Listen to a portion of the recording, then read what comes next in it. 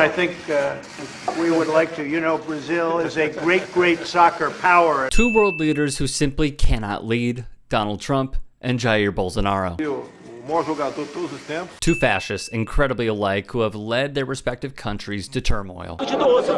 In 2014, he argued with a lawmaker and, after pushing her, yelled, "I would not rape you because you're not worthy of it." Here's what he said about a woman who claimed he groped her on a plane.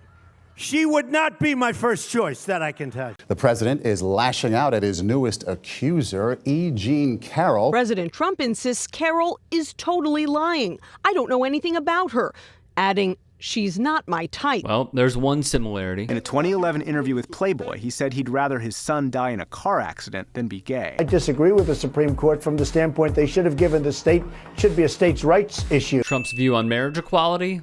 Well, they're both anti-gay rights. Right before his election, when calling into a rally, Bolsonaro promised the rule of law would become rule by law, unleashed on his political opponents. These red outcasts will be banished from our homeland.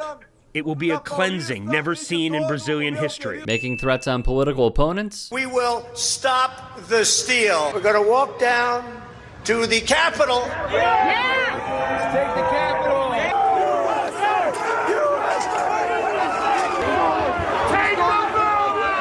The Constitution says you have to protect our country, and you have to protect our Constitution, and you can't vote on fraud.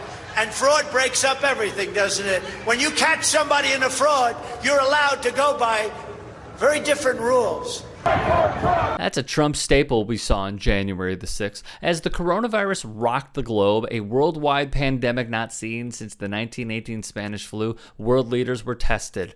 In the United States, It's going to disappear. One day, it's like a miracle. It will disappear. there were lies, constant lies. In Brazil, Jair Bolsonaro could simply care less about the citizens of his country he was sworn to serve. Stop this fussing and whining.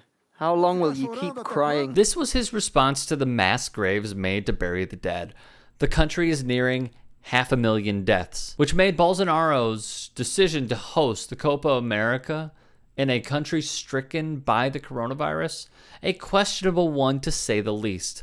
In this New York Times piece on June the 2nd, there were a reported 207,000 deaths. It shows how intense the spreading has been. One neuroscientist called it complete insanity. It's as if Rome were burning and Nero wanted a soccer game in the Colosseum to celebrate. Brazil took the reins after the unrest in Colombia and a spike in cases in Argentina. It's been a disaster. Brazil's health ministry raised the number of COVID-19 cases related to the Copa to 52, including 33 players or staffers. The Athletic reported 12 members of the Venezuelan team tested positive, including the team's captain.